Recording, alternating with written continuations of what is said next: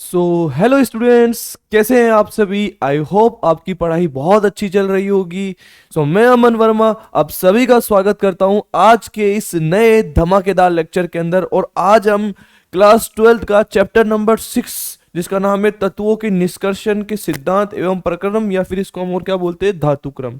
इस चैप्टर को बेटा हम 2 ही घंटे या 1.5 से 2 घंटे के अंदर खत्म कर रहे होंगे। इस चैप्टर को बहुत सारे टीचर पढ़ाने में इंटरेस्ट नहीं लेते हैं, या फिर बच्चे भी इस चैप्टर को छोड़ देते हैं। रीजन बीइंग क्योंकि ये चैप्टर बहुत थ्योरेटिकल है और इससे क्वेश्चन भी 1-2 क्वेश्चन ही आते हैं। लेकिन हम इस चैप्टर को बहुत अच्छे तरीके से करेंगे बेटा, और 1.5 से 2 घंटे के अंदर ये चैप्टर खत्म हो जाएगा और हम एक एक चीज को ध्यान से सीखेंगे। ठीक है, तो शुरुआत करते हैं बेटा। देखो, सबसे पहले इस चैप्टर में हम क्या पढ़ेंगे कि एक बार मैं आपको शॉर्ट समरी दे देता हूं कि इस चैप्टर में हम पढ़ने वाले क्या है। बेसिकली इस चैप्टर में हम ये देखेंगे कि जो भी हम धातुएं, अधातुएं, उपधातुएं यूज करते हैं, उन सब चीजों का उपयोग डायरेक्टली नहीं किया जाता है। लाइक अगर आपने सोना, चांदी, इन सब का यूज किया तो वो डायरेक्टली नहीं यूज करते हम। उनमें बहुत सारे फिजिकल एंड केमिकल प्रोसेस होते हैं, मतलब भौतिक और रासायनिक प्रक्रियाओं द्वारा उनका शुद्धिकरण किया जाता है, उनको अलग अलग तरीके से साफ किया जाता है, और फिर लास्ट में हम उस मेटल का उपयोग करते हैं। तो हम आज अल्टीमेटली हम ये चीज देखने वाले हैं कि हमको अगर कोई भूपटल की सतह पर कोई चीज मिली है, धातु, अधातु, उपधातु, तो उन मोस्टली धातु है, उनका उपयोग हम लेने से पहले क्या क्या प्रक्रम उनके अंदर करते हैं, क्या क्या हम उनके अंदर शुद्धिकरण करते हैं, ये चीज देखने वाले हैं बेटा। यही इस चैप्टर का मेन अल्टीमेटली मोटिव है। देखो, सबसे पहले धातुओं की उपलब्धता देखते हैं। धातुओं की उपलब्धता का मतलब क्या है, धातु हमको किस तरीके से मिल सकती है। पहली बात तो कि प्रकृति पर जो भी अपनी धातु, ये धातु भी मिल सकती है, अधातु भी मिल सकती है, और उपधातु भी मिल सकती है बेटा। तो देखो, हम धातुओं की बात कर रहे हैं यहाँ पे। मुक्त अवस्था में हमको 3 धातुएं मिल जाती है, एयू, पीटी, प्लेटिनम, और एजी। सोना, चांदी और प्लेटिनम, ये 3 धातु हैं बेटा। ये तीनों धातु हमको किसके अंदर मिलती है, मुक्त अवस्था में। मतलब ये केमिकली किसी से भी रिएक्ट नहीं करती है, रासायनिक रूप से ये किसी से भी जुड़ती नहीं है। जैसे मान लो आज सोना चांदी तुमने यहाँ रखा, जो 2 दिन रखोगे, तीसरे दिन में उठा के गायब कर दूंगा उनको, है ना। मतलब अगर हमने आज यहाँ सोना चांदी रखा है तो उसका ना तो वो ऑक्सीजन से अभिक्रिया करेगी, ना वो O2 से, नमी से, किसी से अभिक्रिया नहीं करती है। लेकिन कुछ है जो संयुक्त अवस्था में पाई जाती है, मतलब वो किसी से केमिकली जुड़ जाती है। जैसे मान लो कि बेटा मैंने लिखा यहाँ पे जिंक, मान लो बेटा मैंने यहाँ लिखा Mg, मान लो बेटा मैंने यहाँ लिखा एल्यूमिनियम, लोहा। ये सारी धातुएं क्या है ना, केमिकली जो है किसी न किसी से क्या होती है, जुड़ जाती है। मतलब ये हमको सिंगल रूप में नहीं मिलती है। अब इसमें एक चीज अपन ये लिख सकते हैं कि जो मुक्त अवस्था में पाई जाती है ये धातुएं, ये धातुएं O2, CO2, नमी से क्रिया नहीं करती है। बहुत धीमे धीमे सीखेंगे सारी चीजों को बेटा। नमी से क्रिया नहीं करती है, नमी से क्रिया नहीं करती है, इसीलिए तो मुक्त अवस्था में पाई जाती है बेटा। और इसका उल्टा, इसका उल्टा हम इधर लिख देंगे क्या, कि ये धातुएं, ये धातुएं O2 से, CO2 से, या फिर नमी से जो है अभिक्रिया कर लेती है, नमी से क्रिया करती है। तभी तो ये संयुक्त अवस्था में और ये मुक्त अवस्था में। अरे यार, 2 लोग होते हैं ना, एक सिंगल होते हैं और एक मिंगल होते हैं। ये सिंगल लोग हैं, ये मिंगल लोग हैं, पाए जाते हैं। ठीक है, ऐसा। तो ये चीज हम इसके अंदर ऐसा देख लेंगे कि O2 से अभिक्रिया, ये O2 है ना, O2 से अभिक्रिया नहीं करती है, CO2 से अभिक्रिया नहीं करती है। अब एक इंपॉर्टेंट चीज हम यहां लिख लेंगे कि सर्वाधिक मात्रा में,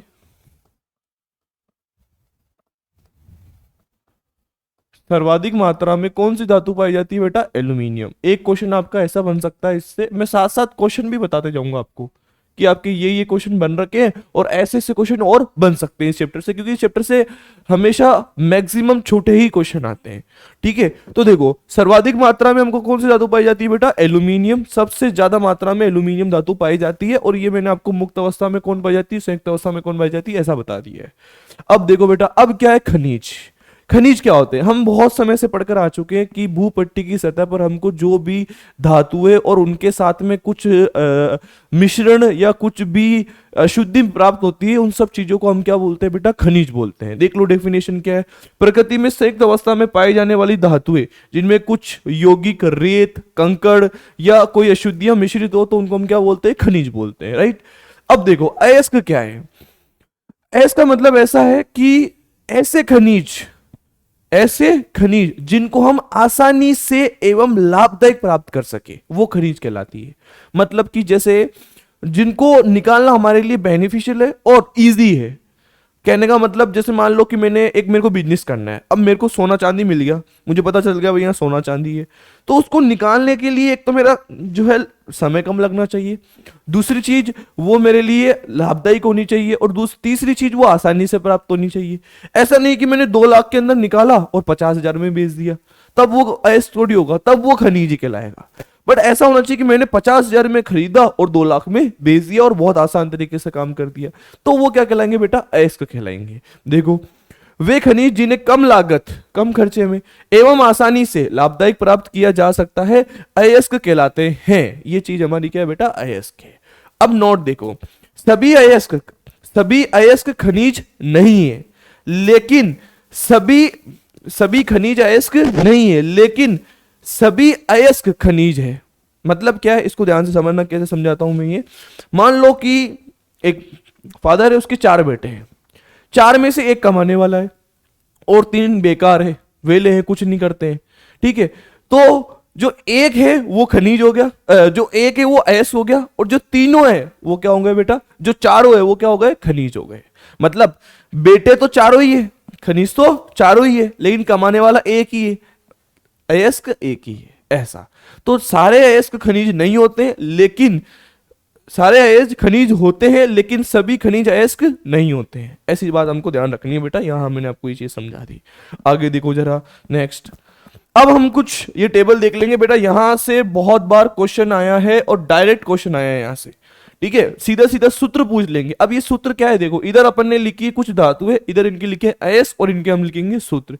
सूत्र पूछ लेते हैं डायरेक्ट। बहुत बार जेई और नीट के अंदर भी सूत्र पूछ लिया, कॉलम दे दिए कि मैच करो इनमें से कौन क्या है। इस तरीके से देखना बहुत आसान है। एल्यूमिनियम धातु है, उसके कौन कौन से अयस्क पाए जाते हैं? एक पाया जाता है बेटा बॉक्साइट। क्या पाया जाता है? बॉक्साइट। इसका सूत्र है बेटा Al2O3.2s2। किसका सूत्र है ये? दिख रहा है आपको अच्छे से? किसका सूत्र है ये? बॉक्साइट का। क्रायोलाइट का सूत्र क्या है? Na3Al(F6)। ये किसका सूत्र है बेटा? क्रायोलाइट का सूत्र हो गया। केओलिनाइट का सूत्र क्या होगा? Al2O3.2SiO2.2s2। ठीक है बेटा, ये किसका फॉर्मूला है? केओलिनाइट का। मतलब ऐसे याद रखो कि एल्यूमिनियम के 3 अयस्क के बॉक्साइट, क्रायोलाइट और केओलिनाइट, मुख्य बॉक्साइट इसके अंदर, ये याद रखना। अब है आयरन। एल्यूमिनियम का प्रतीक चिन्ह भी लिख देता हूं मैं यहाँ, एल्यूमिनियम। आयरन का प्रतीक चिन्ह क्या है बेटा? Fe। Fe के देखो कौन कौन है। एक तो होता है हेमेटाइट, जिसको हम बोलते हैं बेटा Fe2O3। एक क्या है? Fe2O3। एक मैग्नेटाइट है Fe3O4, ऐसा याद रखना। एक सीडेराइट है, सीडेराइट का फॉर्मूला है बेटा FeCO3। और आयरन पायराइट है, आयरन पायराइट होता है FeS2।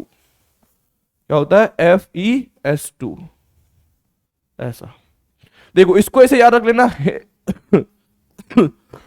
सॉरी, हे मां। कैसे याद रखना? हे मां। हे से हेमेटाइट, मां से मैग्नेटाइट। और इसमें 2 ऑक्सीजन है, 3 ऑक्सीजन, इसमें 4 है, तो ऐसे याद रखना ज्यादा वाला। मां बड़ी होती है ना, ज्यादा ना, तो ऐसा देखना, मां का दिल बहुत बड़ा होता है, ऐसे याद रख लेना, ठीक है। अब देखो कॉपर है, कॉपर का प्रतीक चिन्ह तुमको बचपन से पता है, कॉपर। कॉपर पायरेट क्या होगा? पायरेट का सूत्र क्या है? Fe(S2)। तो कॉपर पायरेट क्या हो जाएगा बेटा? CuFeS2।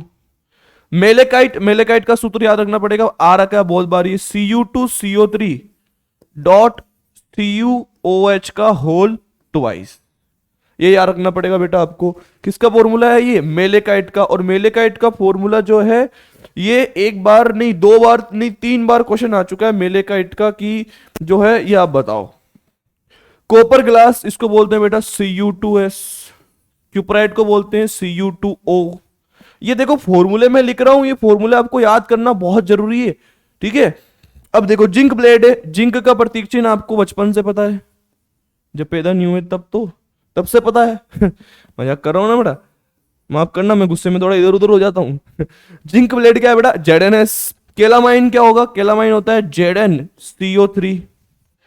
और जिंकाइट क्या होता है बेटा ZnO। ये याद रखना। एक दो और है अगर आप चाहो तो, जैसे गेलेना है, गेलेना होता है बेटा PbS, यहां लिख देता हूं, एक दो और है PbS, इसको हम क्या बोलते हैं गेलेना, ठीक है। लेड का अयस्क ये, तो आपको ये अयस्क जो है ऐसे कैसे याद कर लेने हैं। आगे देखो जरा, धातुओं का निष्कर्षण एवं धातु क्रम। अब हम क्या करने वाले हैं इस चैप्टर के अंदर कि जितने भी हमको अयस्क है उन अयस्क में से धातु निकालना है और उस धातु को शुद्ध धातु निकालना है, मतलब उस धातु को हमको प्योरिफिकेशन करना है, एकदम शुद्ध धातु निकालनी है। और इस प्रोसेस को ही, इस प्रक्रिया को ही क्या बोलते हैं बेटा निष्कर्षण या धातु क्रम।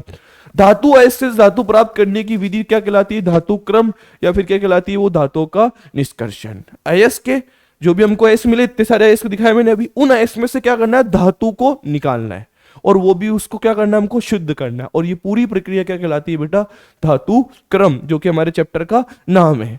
अब देखो इस चैप्टर के अंदर ये चार चीजें हैं, इस चार चीजों में हमारा चैप्टर खत्म हो जाएगा। क्या है अयस्कों को तोड़ना पीटना। अल्टीमेटली मैं क्या बोलना चाह रहा हूं कि धातु क्रम की चार विधियां हैं। सबसे पहले हम, चार चरण है, विधियां नहीं बोल सकते, चार चरण है। पहला है अयस्कों को तोड़ना या पीटना। जो भी हमको अयस्क मिलेगा हम उसको तोड़ेंगे पीटेंगे, उसका क्या बनाएंगे चूरा बनाएंगे। उसके बाद है अयस्कों का सांद्रण, फिर हम उनका सांद्रण करने वाले हैं। फिर है धातुओं का निष्कर्षण और लास्ट में है धातुओं का शोधन, जहां हम धातु को पूरा प्योरीफाई करेंगे, चमकाएंगे मस्त मस्त। तो देखो सबसे पहला क्या है बेटा अयस्कों को तोड़ना या पीटना, ये वाला पहला प्रोसेस है। इसके अंदर देखना अपन क्या करते हैं। जैसे मान लो कि मेरे पास कोई भी अयस्क है, कोई भी क्या बेटा मेरे पास अयस्क है, उस अयस्क को हम क्या करेंगे जो क्रशर की सहायता से तोड़ेंगे, जो क्रशर की, जो क्रशर से तोड़ेंगे, जो क्रशर से तोड़ते हैं और तोड़कर उसका क्या बना देते हैं बेटा महीन चूर्ण। क्या बना देते हैं गुलगुलो महीन चूर्ण। ऐसा जो क्रशर क्या होता है एक मशीन है तोड़ने वाली, जिससे हम अयस्कों को बिल्कुल तोड़ेंगे और उसको किस में कन्वर्ट कर देंगे चूने में, जो तुम्हारे वो लगा गई चूना, महीन चूर्ण के अंदर उसको कन्वर्ट कर देंगे। और ये पूरी प्रक्रिया जो है ना, ये पूरी प्रक्रिया किस नाम से जानी जाती है बेटा चूर्णीकरण। चूर्णीकरण, चूना लगाने वाला मतलब चूना बनाने वाला है ना। ये पूरी प्रक्रिया क्या कहलाती है बेटा चूर्णीकरण। हम इसमें अयस्क को तोड़ते हैं चूरा बना देते हैं। पहला प्रोसेस तो ये बहुत आसान है, इससे तो कहां क्वेश्चन क्या बनना है, ठीक है। आगे देखो दूसरा प्रोग्राम क्या था हमारा अयस्कों का सांद्रण। भाई चार थे, पहला हो गया, दूसरा क्या अयस्कों का सांद्रण। अयस्कों के सांद्रण में देखो सबसे पहले आपको मैं एक चीज बता देता हूं, ये बहुत क्वेश्चन आए हैं। अधात्री, अधात्री मैट्रिक्स,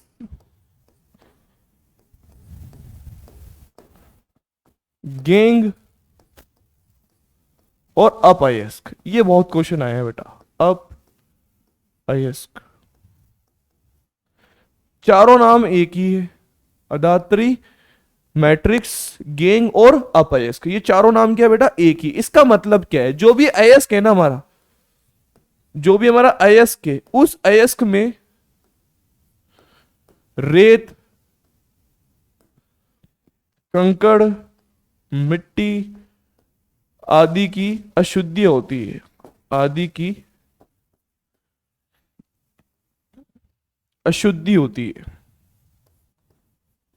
आदि की अशुद्धि होती है। आदि की उसमें क्या होती है बेटा अशुद्धि होती है। और उस अशुद्धि को ही हम क्या बोलते हैं अधात्री मैट्रिक्स, या फिर क्या बोलते हैं बेटा गेंग। और इनको ही तो हमको अलग करना है।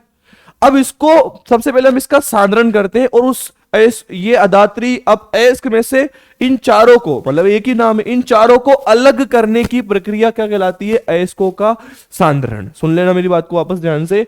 अयस्कों का सांद्रण क्या होता है कि अयस्कों में रेत, कंकड़, मिट्टी जो भी है, इनको हम क्या बोलते हैं? अधात्री, मैट्रिक्स, गेंग, अपयस्क, इनको पृथक करने की विधि अयस्कों का सांद्रण कहलाती है। बस अब ये चार है, गुरुत्वीय पृथक्करण विधि, चुंबक। अब इसमें भी चार है बेटा। इस चैप्टर का फ्लो याद रहेगा ना तो ये चैप्टर याद हो जाएगा। और बहुत आसान चैप्टर है ये, बस जोड़ आता है क्योंकि थोड़ा थ्योरी है इसके अंदर, लेकिन हम जोड़ नहीं करेंगे। इस चैप्टर की आपको फ्लो याद होना चाहिए कि क्या फ्लो है। अब मैं एक बार वापस आपको फ्लो दिखाता हूं। हमने यहां धातुओं का निष्कर्षण करने वाले थे, इसमें चार विधियां थी, चार चरण थे। अयस्कों को तोड़ना पीटना था, हमने कर दिया। अब दूसरा क्या है? अयस्कों का सांद्रण। अयस्कों के सांद्रण के अंदर भी चार है, अब हम इनको देखेंगे। ठीक है, सांद्रण में बता चुका हूं क्या होता है। अब देखो गुरुत्वीय पृथक्करण विधि क्या है। इस विधि में हम क्या है, बचपन वाला काम करते हैं। गुरुत्वीय मतलब गुरुत्वाकर्षण का काम में लेंगे, गुरुत्वाकर्षण का कॉन्सेप्ट लगने वाला है। मान लो कि मेरे पास एक ये ढलान वाली कोई जगह है, ये ढलान वाली कोई क्या है? जगह है, और यहां पर चूर्णित अयस्क है।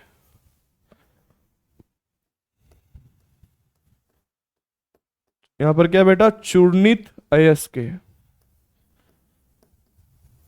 जिसमें चूर्णित अयस्क कौन सा है? जो महीन चूर्ण हमने बनाया था ना अयस्क का, वो। अब इसमें जो है बड़े कण भी है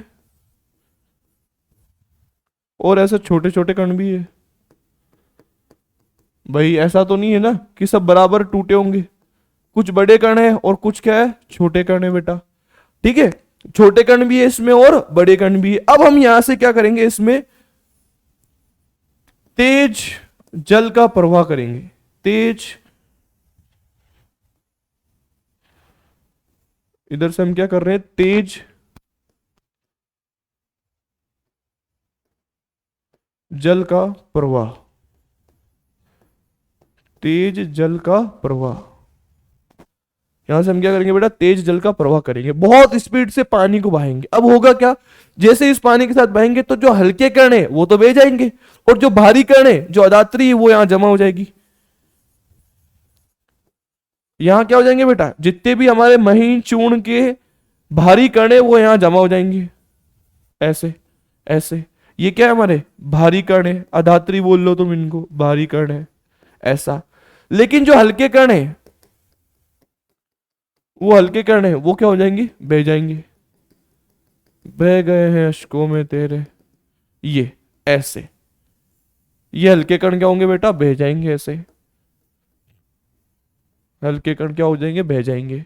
तो इसका मतलब क्या है कि हमने महीन चूर्ण को लिया, उसमें पानी का फ्लो करवाया ढलान वाली जगह पर, तो भारी कण थे वो बह नहीं पाए, गुरुत्वाकर्षण की वजह से वो नीचे बैठ गए, और जो हल्के कण थे वो बह गए क्योंकि उनमें गुरुत्वाकर्षण कम लग रहा है। तो इस विधि को हम क्या बोलते हैं? गुरुत्वीय पृथक्करण विधि। इसमें हम किस अयस्क का उपयोग करते हैं, किस अयस्क का सांद्रण करते हैं, वो इंपॉर्टेंट चीज है। किस अयस्क का सांद्रण किया जाता है? अयस्क का सांद्रण किया जाता है, ये ध्यान रखना, Al2 SnO2 SnO2 और Fe2O3 ऑक्साइड वाले, वो भी आयरन के, ऐसा। ठीक है बेटा, ये चीज ध्यान रखना। तो पहला सांद्रण के अंदर जो पहली थी गुरुत्वीय पृथक्करण विधि, वो ऐसी थी। ठीक है, अब देखो दूसरी जो विधि है हमारी, दूसरी कौन सी है? चुंबकीय सांद्रण या पृथक्करण विधि। बहुत इंपॉर्टेंट है, बहुत ज्यादा इंपॉर्टेंट है, ध्यान से देखना। इसमें हम क्या करते हैं? चुंबकीय गुण के आधार पर सांद्रण किया जाता है। चुंबकीय गुण के आधार पर अयस्कों का सांद्रण किया जाता है। अयस्कों का सांद्रण किया जाता है। चुंबकीय गुण नाम है तो चुंबक से तो कुछ ना कुछ करेंगे ही हम। सांद्रण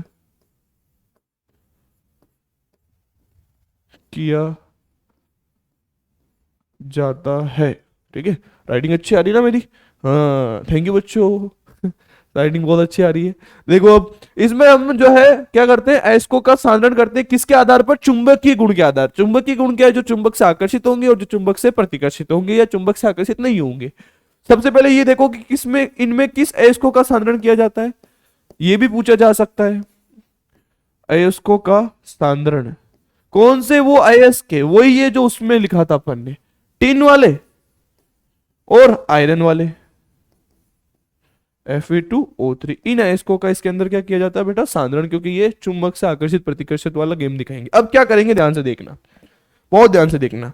यहां ऊपर मैंने इसमें एक प्रोसेस क्या करा है, तुमने एक्सेलेरेटर देखा होगा, जहां अपन पैरों थले जमी खिसक जाना, मतलब आप एक्सेलेरेटर पे खड़े होंगे बीच के अंदर, यहां मैंने क्या करा, एक रोलर लगा दिया, एक ये पट्टी लगाई हुई है। कभी कभी आप कभी गए हो एरोप्लेन वगैरह में, तो वहां देखा होगा कि जो भी प्लेटफॉर्म होता है वहां पर आपका जो भी सामान है वो रखते हैं और वो आगे खिसक जाता है।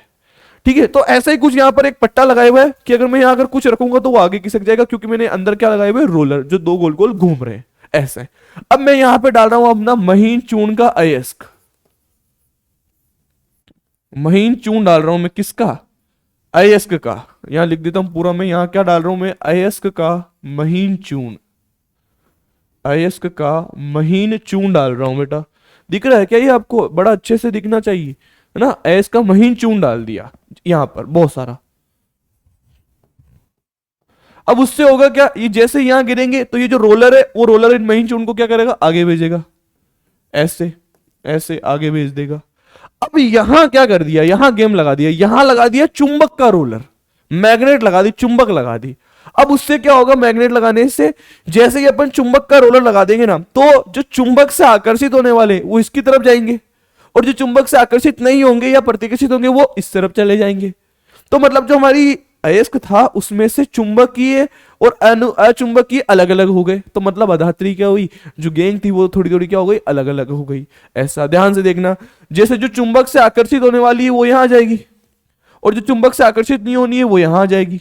तो यहां लिखा है अनुचुंबकीय और यहां लिखा है चुंबकीय कण। इस तरीके से जो है चुंबक के आधार पर हम उनको अलग कर लेते हैं, और इसमें किस अयस्कों का सांद्रण किया जाता है बेटा, SnO2 व Fe2O3 का सांद्रण किया जाता है। ये चीज आप इसको अंदर ध्यान रखना, बहुत आसान था ये। ठीक है, आगे देखो तीसरे नंबर का झाग पलवन विधि। इस झाग पलवन विधि में क्या करते हैं, ध्यान से सुनना, ये बड़ी आसान सी विधि है। कभी आपने दही को घोटते हुए देखा, ऐसा छाछ बनाते हैं, घी बनाते हैं, तो उसमें हम एक वो फैन लगा देते हैं, वो फैन गोल गोल गोल घूमता है। इसके अंदर भी हम इसी तरीके से करते हैं। क्या करना है, ये एनसीईआरटी से डायग्राम उठाए हुआ, सीधा सीधा सा ध्यान से देखना। एक नंबर में डायग्राम भी बोल देते हैं कि ये विधि जो है करके दिखाओ। पहले तो देखो इसमें किस अयस्कों का सांद्रण किया जाता है वो देख लेना। अयस्कों का सांद्रण किया जाता है कौन से अयस्क के, सल्फाइड के, सल्फाइड अयस्कों के। कौन से अयस्कों का सांद्रण करते हैं बेटा, सल्फाइड अयस्कों का सांद्रण करते हैं। एक बार ऐसा पूछा गया था झाग पलवन विधि में, जो है कौन से अयस्कों का सांद्रण किया जाता है, सल्फाइड अयस्क का, सल्फाइड अयस्क का।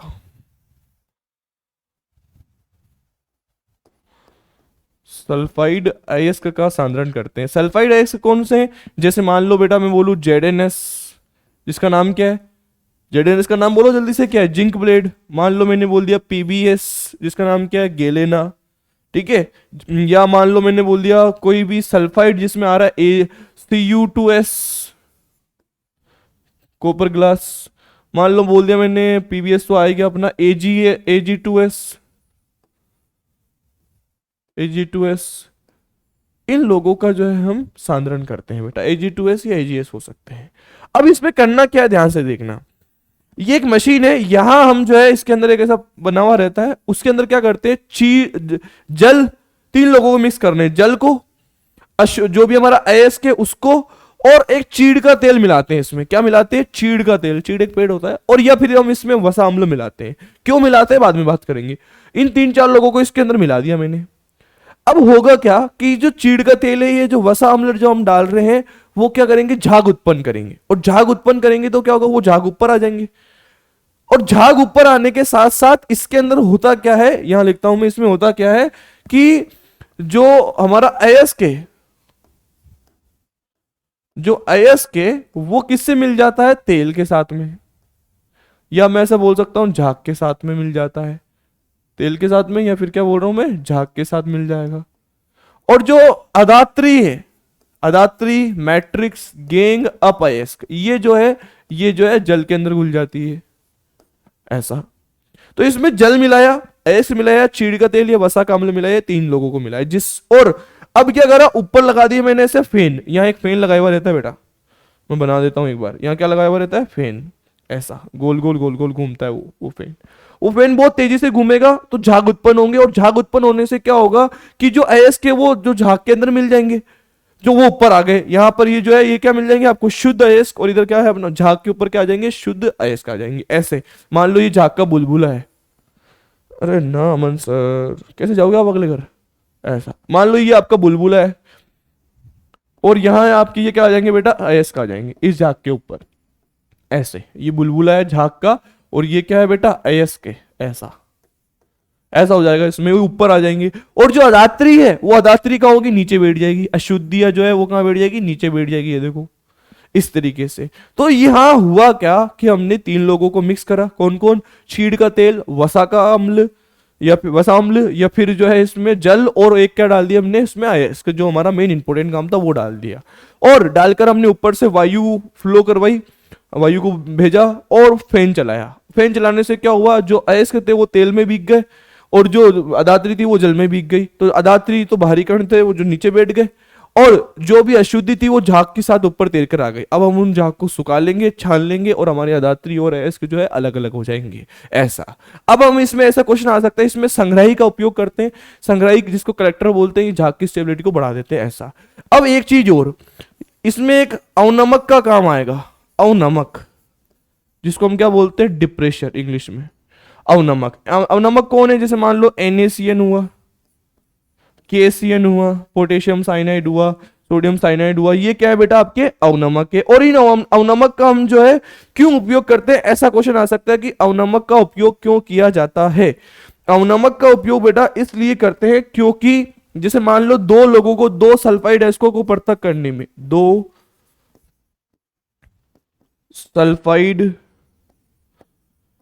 अयस्कों को पृथक करने में, दो सल्फाइड अयस्कों को पृथक करने में अवनमक का उपयोग किया जाता है। अवनमक का उपयोग, दो अवनमक का उपयोग किया जाता है, ठीक है बेटा। किसके अंदर, दो सल्फाइड है, जैसे मान लो मेरे पास है ZnS और एक है बेटा मेरे पास PbS, ये दो लोग हैं, इन दो लोगों को इसके अंदर डाला हुआ है, तो अब इनको भी अलग करना है मुझे।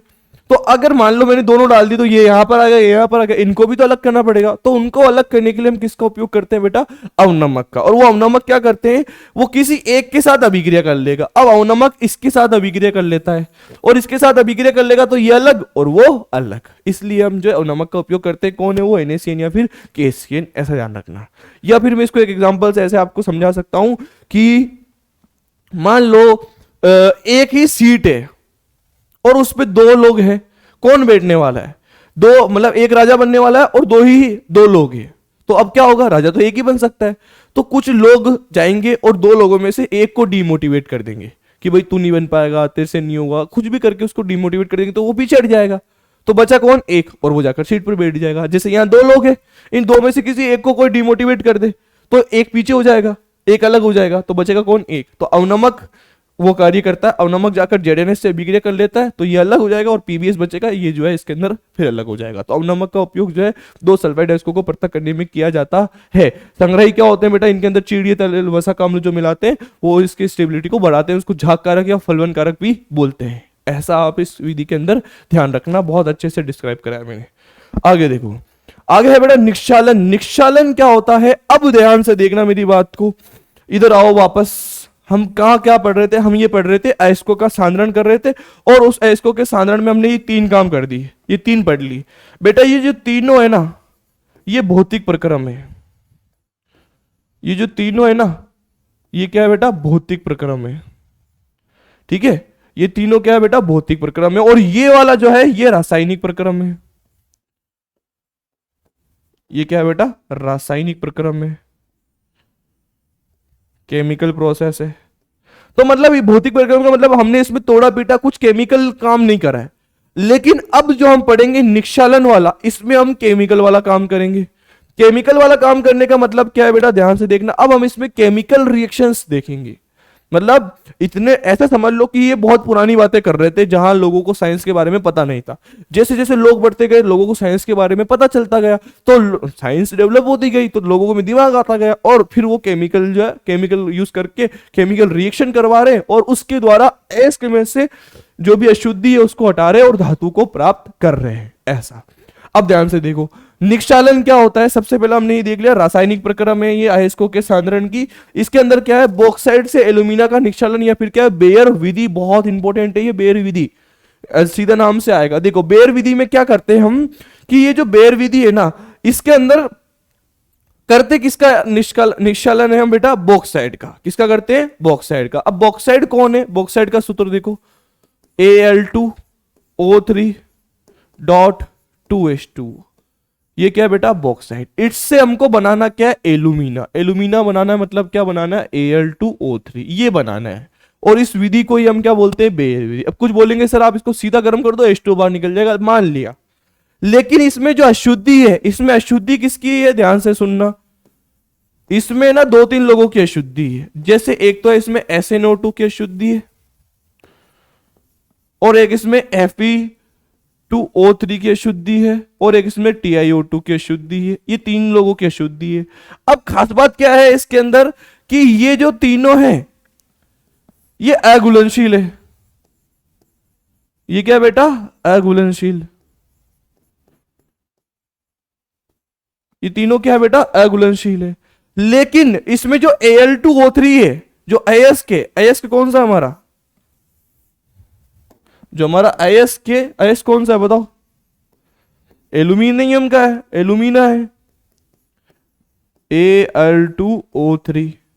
ठीक है, ये जो है ये क्या है बेटा, घुलनशील है। ये क्या है, घुलनशील है। अब हम करने वाले क्या है, कि हम इसकी कुछ केमिकल रिएक्शन करवाएंगे। देखो जरा ध्यान से, क्या केमिकल रिएक्शन है। जो Al2O3 बॉक्साइड है, Al2O3.2S2, वो जो बॉक्साइड है, इसकी रिएक्शन हम करवाएंगे बेटा NaOH के साथ।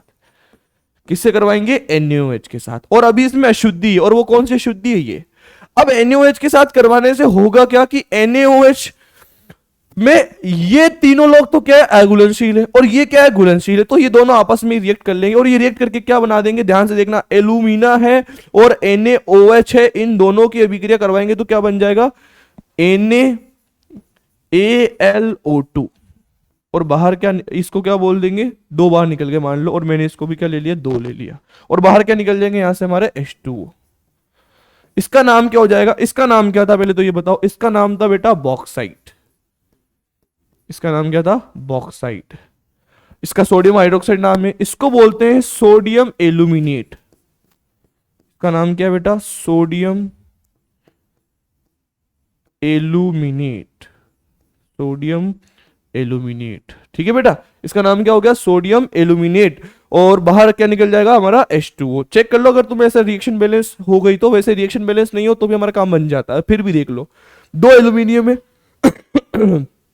सॉरी दो एल्यूमिनियम है, दो एल्यूमिनियम है, दो सोडियम है, दो सोडियम है, दो दूनी चार और एक पांच ऑक्सीजन है। हाँ, दो दूनी चार, पांच ऑक्सीजन कितने है, दो दूनी चार और एक पांच। इधर देखो इधर कितने, दो और तीन, दो पांच, ऐसा। ठीक है, क्या रिएक्शन बैलेंस हो रही है क्या, चेक कर लो एक बार। Al2O3 है, NaOH से करवा दी हमने इसकी रिएक्शन, देख लेना अगर रिएक्शन बैलेंस नहीं हो तो। ठीक है, अब मेन इंपॉर्टेंट चीज क्या है, कि इसमें अशुद्धि थी।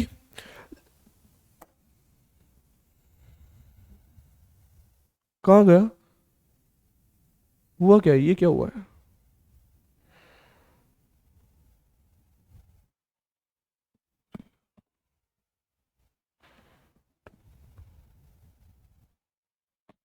वेट वेट वेट वेट जरा। हाँ, हम यहाँ वापस आ गए हैं।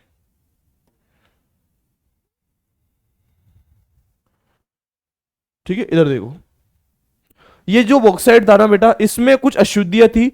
वो अशुद्धियां क्या थी, अघुलनशील थी। किसमें, NaOH में। तो वो तो बाहर की बाहर रह गई हमारी अशुद्धि। अशुद्धि तो क्या हो गई, बाहर की बाहर रह गई।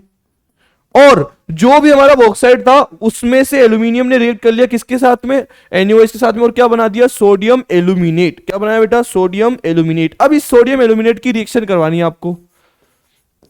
सोडियम एल्यूमिनेट की रिएक्शन करवानी है आपको, किससे करवा दो अब, जल से, जो आगे बना उसकी रिएक्शन। जैसे ही आप इसकी रिएक्शन करवाओगे तो ये बन जाएगा AlOH का होल थ्राइस, AlOH का होल थ्राइस, बाहर निकल जाएगा बेटा NaOH, ऐसा कैसा, मतलब अशुद्धि तो अलग हो गई और ये जो घुल गया था वो अलग हो गया। अब इसकी रिएक्शन ऐसे करवाई तो ये क्या बन गया, AlOH का होल थ्राइस एल्यूमिनियम हाइड्रोक्साइड।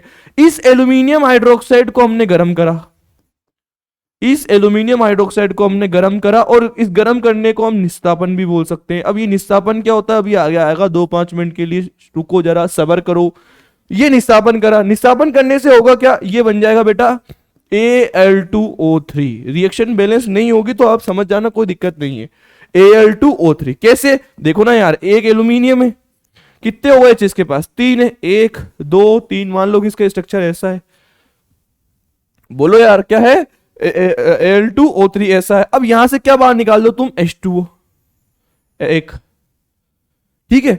अब यहां पे फिर कुछ बच रहा है और मान लो कि मैंने ये भी जो है कितने ले लिए, 2 ले लिए, तो ऐसे कितने बच रहे, 2। तो यहां से कितने H2 बाहर निकला, एक, अगले से कितने निकलेंगे, 2, फिर एक और 3 बाहर निकल जाएंगे, तो यहां से बाहर क्या निकल जाएगा, 3H2O। क्या बाहर निकल जाएगा बच्चा, 3H2O, और हमको क्या प्राप्त हो जाएगा, शुद्ध एल्यूमिना। अल्टीमेटली हमारा गोल भी तो यही था बेटा, अल्टीमेटली हमारा गोल भी तो यही था, इसको मिटा रहा हूं मैं ना,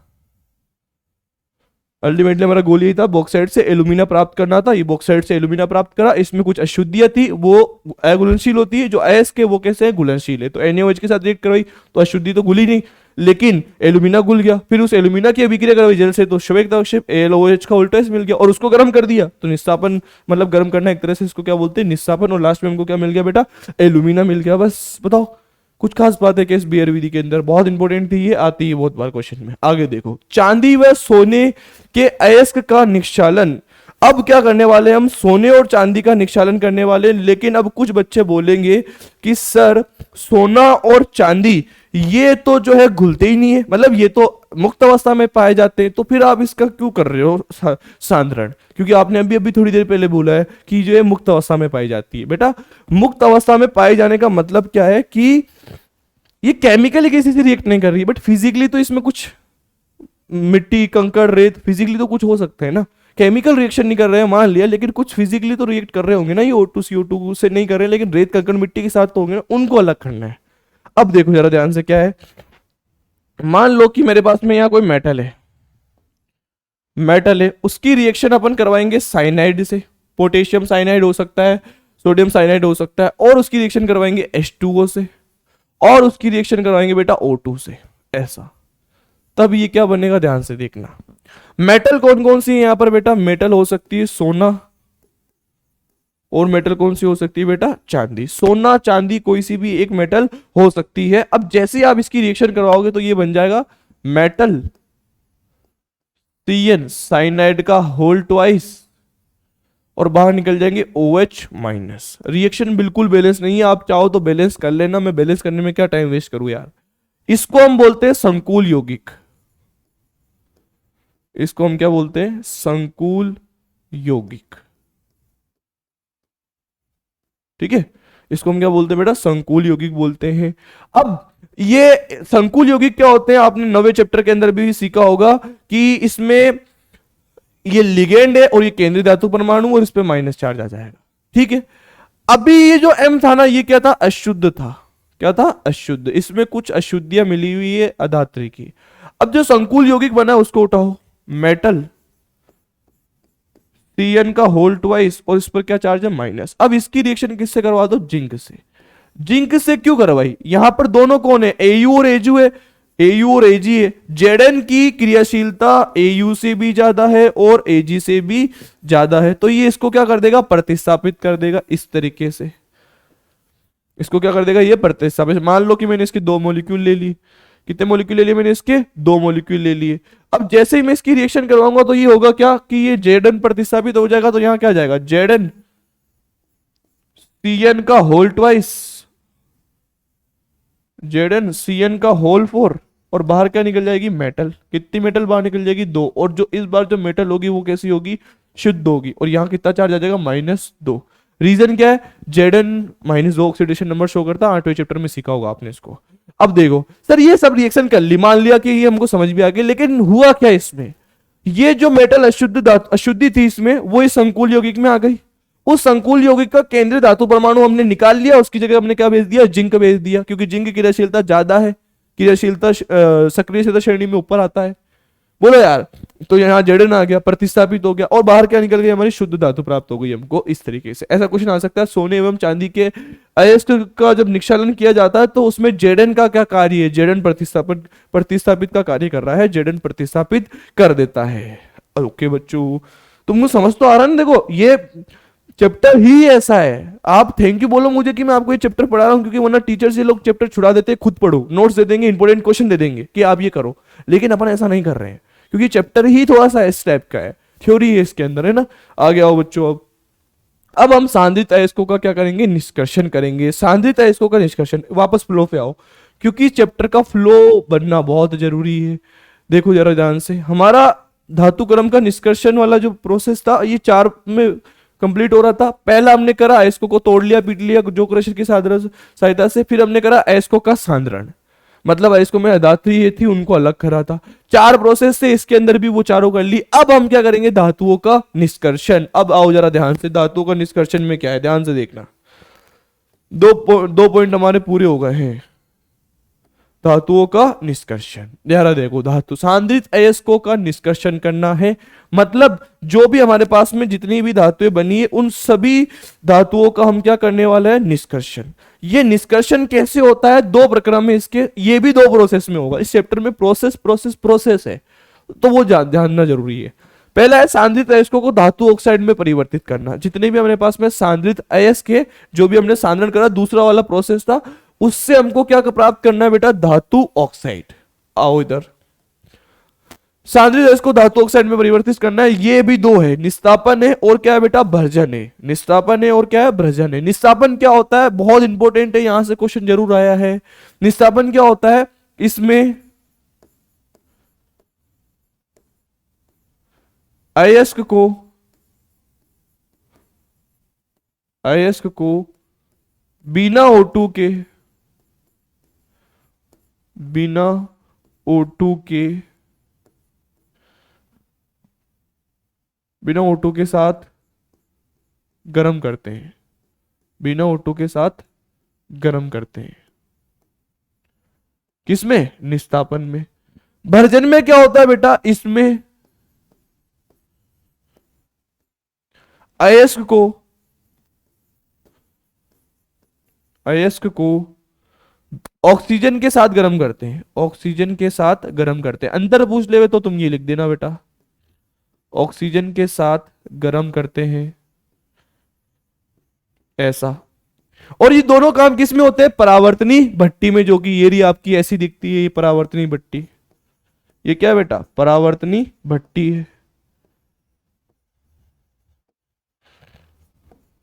दिस इज दी योर परावर्तनी भट्टी है बेटा ये, ठीक है। इस परावर्तनी भट्टी में हम बिना ऑक्सीजन के और ऑक्सीजन के साथ साथ गर्म करते हैं। और कितना गर्म करते हैं, धातु के गलनांक से कम ताप पर, धातु के गलनांक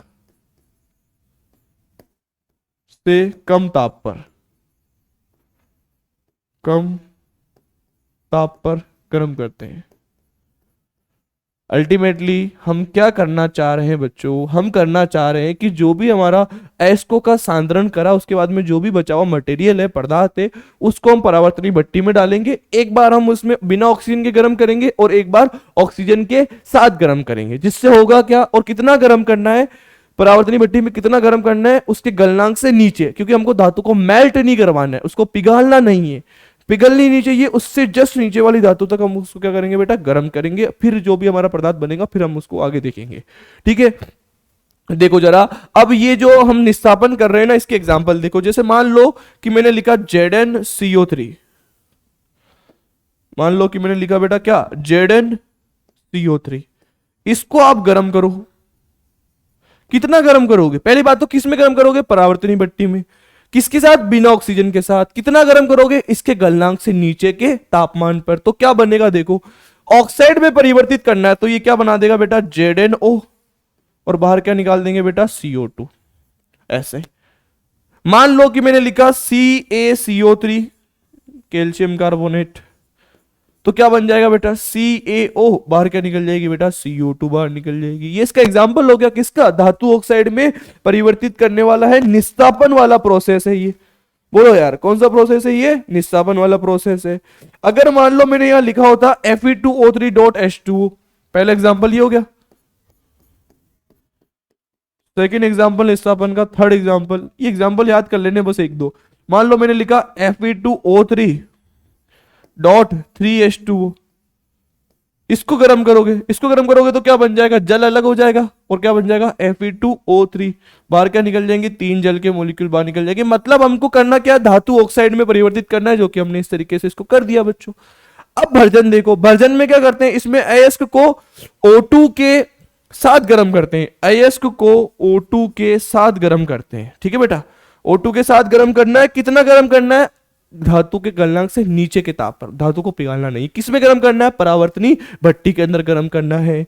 जरा ध्यान से देखो, अब भर्जन वाले प्रोसेस में क्या करना है, ऑक्सीजन के साथ गर्म करेंगे। जैसे मान लो कि मैंने लिखा ZnS, नहीं इससे नहीं लिखेंगे मैं, क्यों नहीं लिखेंगे इससे, क्योंकि मेरा मन कहने लगा ZnS या फिर PbS, मान लो ये सल्फाइड वाले, इसको आपने O2 के साथ में गर्म करा, किस में गर्म करा, परावर्तनी भट्टी में। कितना गर्म करा, नीचे के तापमान पर, गलनांक के नीचे के तापमान पर। तो क्या बनेगा, यहां से ZnO बन जाएगा, बाहर क्या निकल जाएगी बेटा, SO2 बाहर निकल जाएगी। यहां से क्या बन जाएगा, PbO बन जाएगा और बाहर क्या निकल जाएगी, SO2 बाहर निकल जाएगी।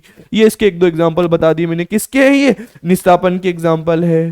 बोलो यार, बहुत आसान आसान से एग्जाम्पल है, इसमें कुछ ज्यादा कुछ खास वाली बात नहीं है। बस आपसे अंतर पूछ सकता है कि इसमें अंतर क्या क्या है, तो आप लिखोगे क्या, दोनों में अंतर बता देना और एक दो एग्जाम्पल इनके लिख देना। एनसीईआरटी में और भी एग्जाम्पल दे रखे होंगे, आप मैंने इंपोर्टेंट बता दिए। आगे आओ, अभी तक हमने करा क्या है, इसमें सांद्रित अयस्कों का निष्कर्षण करना था। उसमें भी पहला प्रक्रम कौन सा था, सांद्रित अयस्क को धातु ऑक्साइड में परिवर्तित करना है, जो कि हमने कर लिया। अब क्या है, धातु ऑक्साइड को अशुद्ध धातु में अपचयन करना है। धातु ऑक्साइड ना पीछे, धातु ऑक्साइड को अशुद्ध धातु में क्या करना है, अपचयन करना है।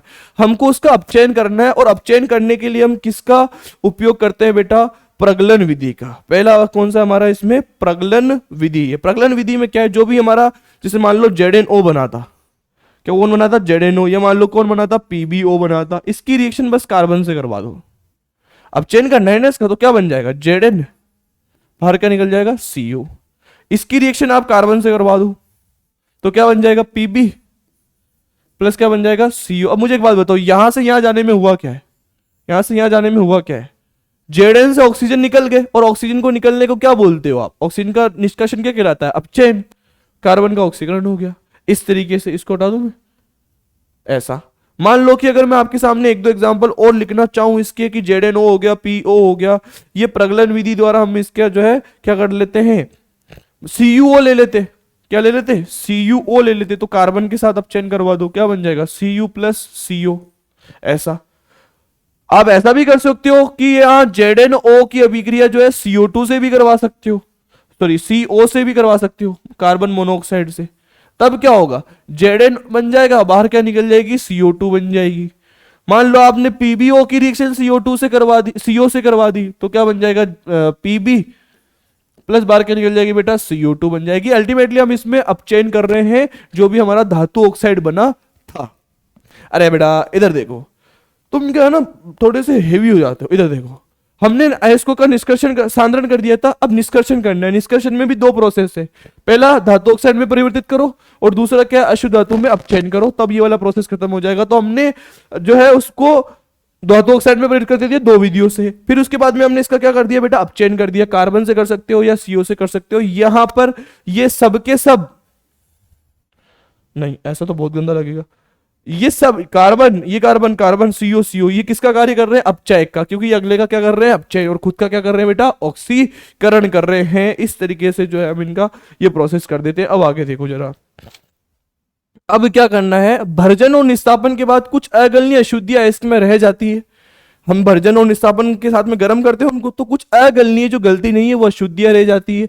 और उन अशुद्धियों को हटाने, उन अशुद्धियों को गैंग कहते हैं, हम पढ़ चुके हैं। इन्हें हटाने के लिए कुछ पदार्थ मिलाए जाते हैं जिनको क्या बोलते हैं, गालक या फ्लक्स।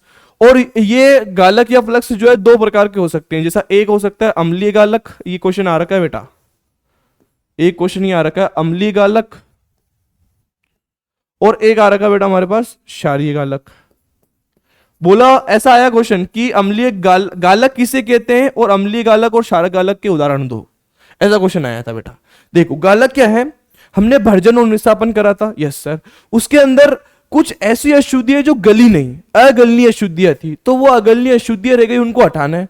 उनको हटाने के लिए हम कुछ पदार्थ मिलाते हैं और उन्हीं पदार्थ को हम क्या बोलते हैं, गालक बोलते हैं। और ये दोनों हो सकते हैं, अम्लीय भी हो सकते हैं और क्षारीय भी हो सकते हैं। देखो भर्जन निस्तापन के बाद कुछ अगलनीय अशुद्धियां इसमें रह जाती है जिन्हें गैंग कहते हैं, पढ़ चुके हैं। इन्हें हटाने के लिए क्या है, कुछ पदार्थ मिलाते हैं जो गलते नहीं है ना, अगलनीय, उनको मिलाते क्या है, गालक, तो उनको गला देगी, जिनको गालक या फ्लक्स कहते हैं।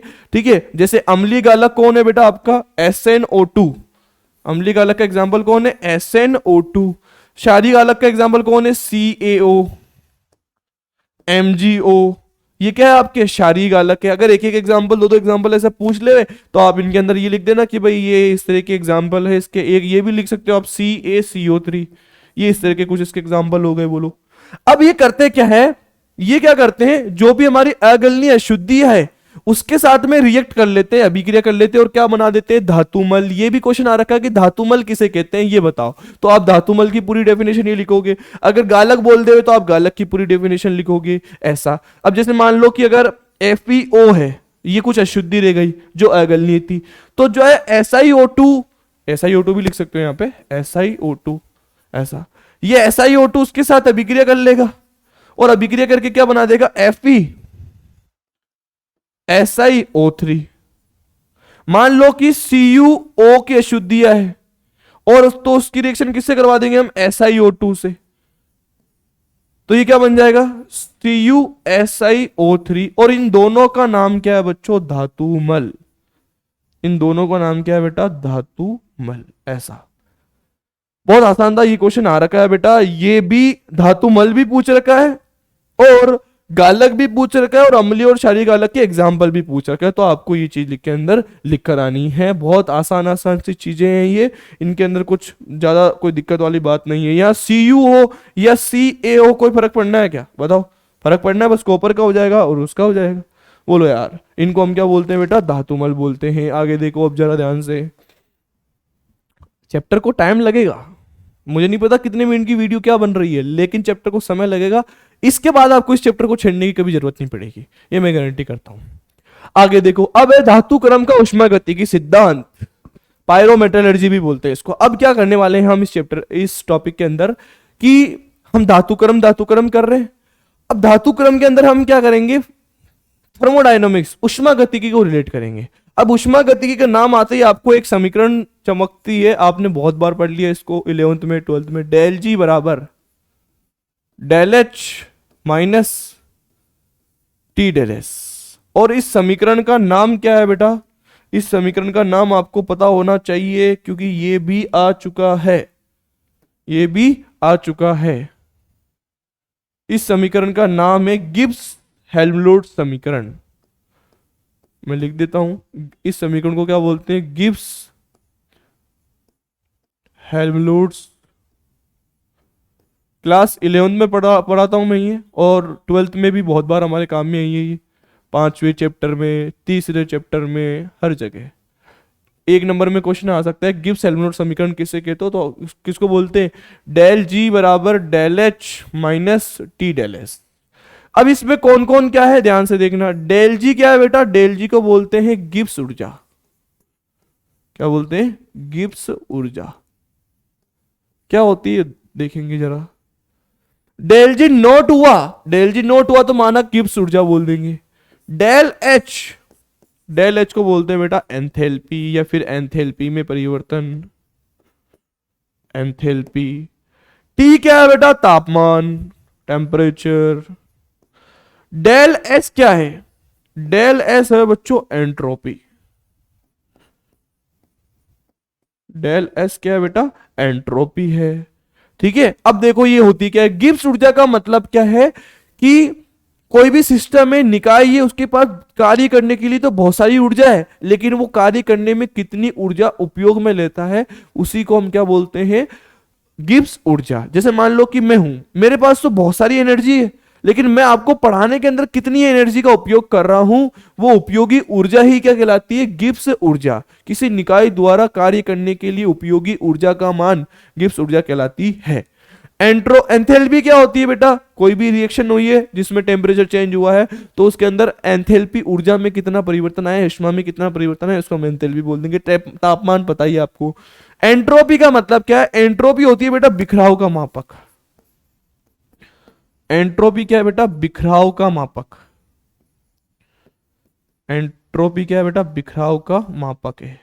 कोई चीज कितनी ज्यादा बिखरी हुई है, जैसे मान लो कि मैंने लिखा है यहां पर सॉलिड, लिक्विड और गैस, किसकी एंट्रोपी ज्यादा होगी, गैस के मॉलिक्यूल्स बहुत दूर दूर होते हैं, सॉलिड के मॉलिक्यूल्स बहुत पास पास में होते हैं, अंतराणिक आकर्षण बल कम होता है, अंतराणिक आकर्षण बल ज्यादा होता है सॉलिड में, दूरियां कम होती है, तो इसके तो कण व्यवस्थित हो गए, और व्यवस्थित हो गए तो क्या हुआ गैस की एंट्रोपी ज्यादा, लिक्विड की कम, और सॉलिड की और भी कम। अगर मान लो मैंने आपको ऐसा बोल दिया बेटा, कैसा, क्रिस्टलीय ठोस है, क्या है, क्रिस्टलीय ठोस है, और एक क्या है बेटा, अक्रिस्टलीय, पहले चैप्टर में पढ़ा था आपने, किसकी एंट्रोपी का मान जो है ज्यादा होगा।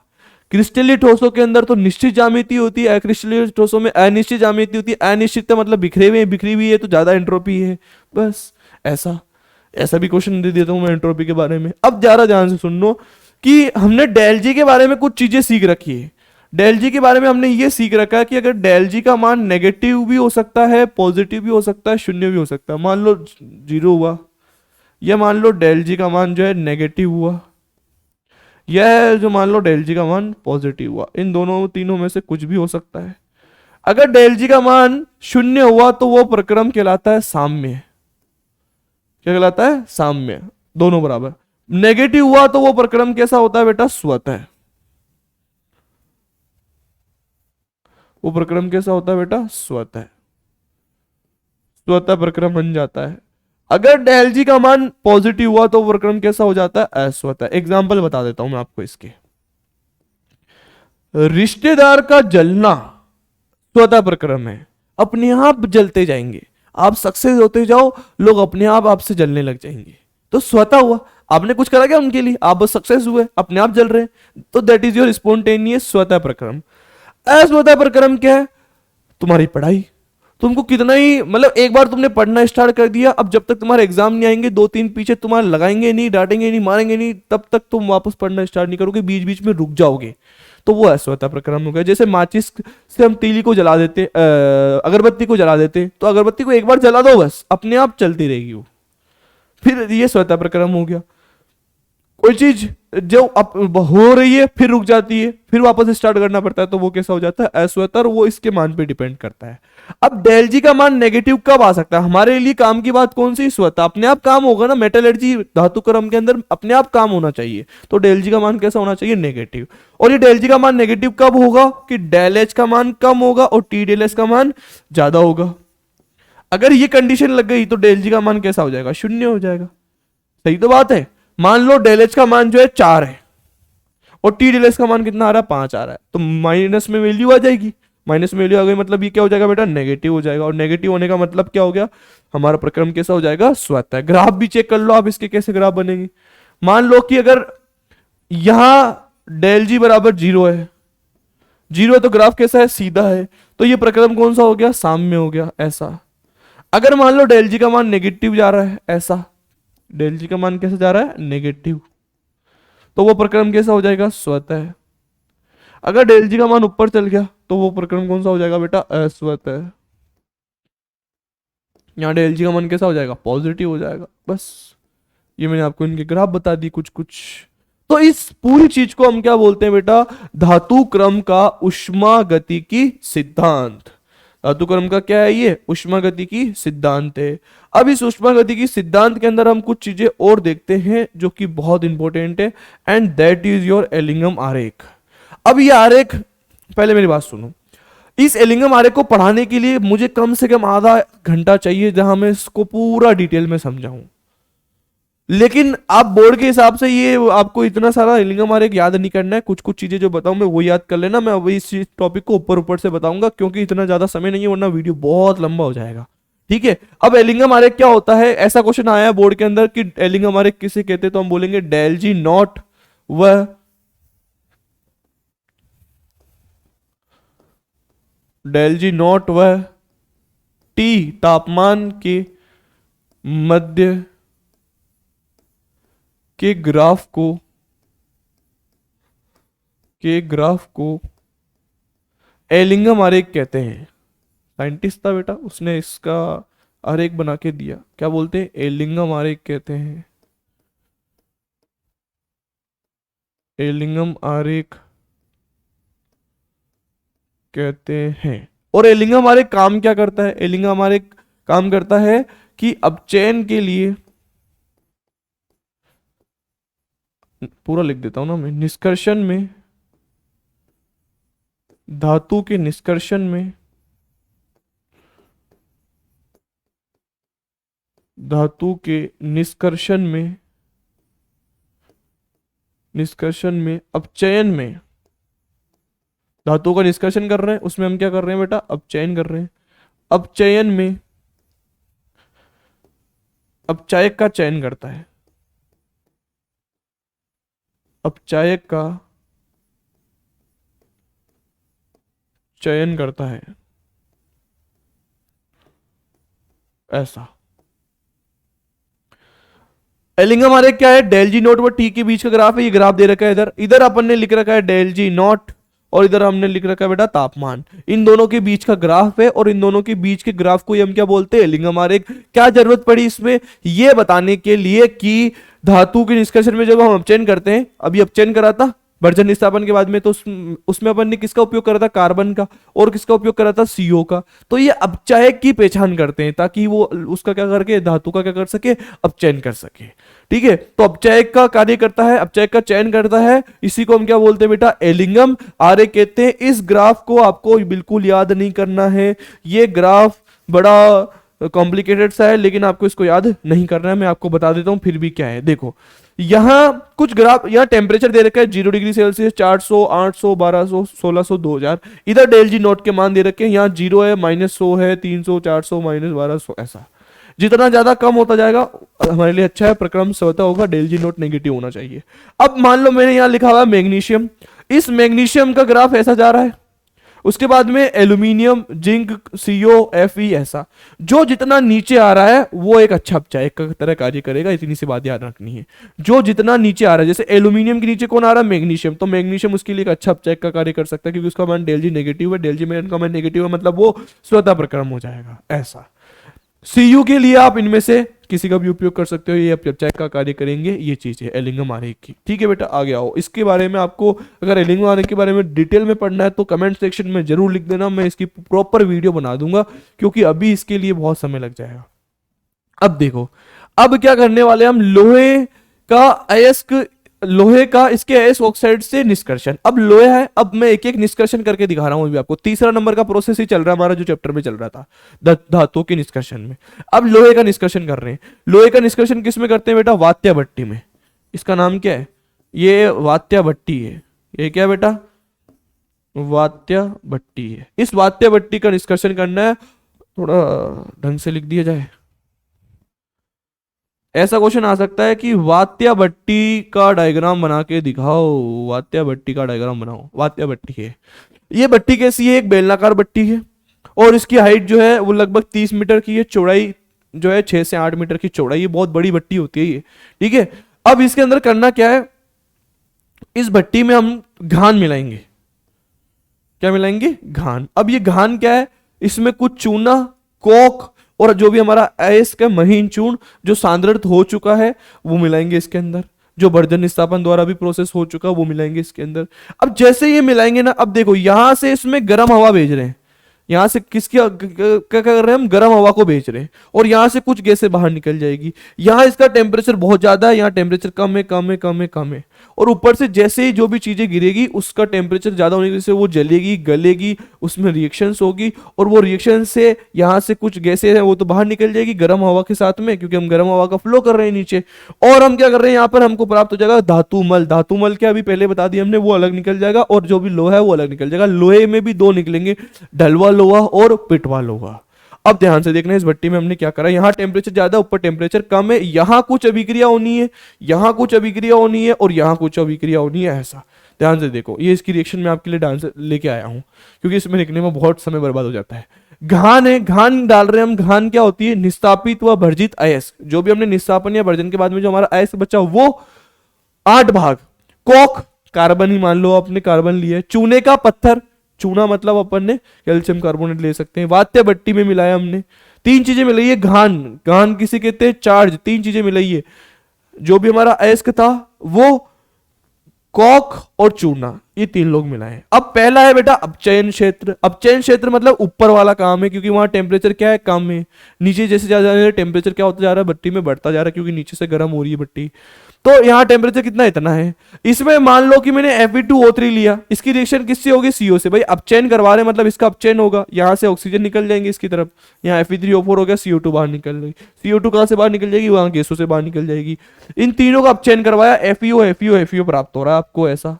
दूसरा देखो, ये लोहा क्या है, सरंध्र एवं ठोस होता है, इसको स्पंजी लोहा कहते हैं। अगर आ गया कि स्पंजी लोहा क्या है, तो तुम क्या लिखोगे, वात्य भट्टी में अपचयन क्षेत्र के अंदर जो भी हमको ऑक्साइड प्राप्त होते हैं अपचयन के बाद में, उसको हम क्या बोलते हैं, स्पंजी लोहा, सरंध्र और ठोस होता है। केंद्रीय क्षेत्र जो बीच में है, वात्य भट्टी की जो बीचों बीच काम होगा वो, उसका टेम्परेचर इतना रहेगा। टेम्परेचर बढ़ता जा रहा है नीचे। मान लो कैल्शियम कार्बोनेट हमने चूना मिलाया था ना, वो क्या काम करेगा, CaO CO2 बनाएगा। CO2 तो उड़ जानी है, और ये जो CaO है ये इसका अपचयन कर देगी। हमने चूना क्यों मिलाया था, क्या कि चूना टूटेगा तो वो किस में टूटेगा, CaO में, और बाहर का निकल जाएगी बेटा CO2। अब ये जो CaO है वो FeO के साथ रिएक्ट करके Fe+CO2 बना देगी, यस सर बना देगी, मतलब अपचयन हो गया इसका, है ना, केंद्रीय क्षेत्र के अंदर। गालक एवं अधात्री SiO2 मिलके कुछ ऐसा धातुमल बना देगी। ये रिएक्शन अभी थोड़ी देर पहले लिखी थी अपन ने, ठीक है। आगे आओ, संगलित क्षेत्र तीसरे नंबर का। इस क्षेत्र में स्पंजी लोहा जो भी ऊपर बना था पहले, उसको वो पिघलने लग जाएगा।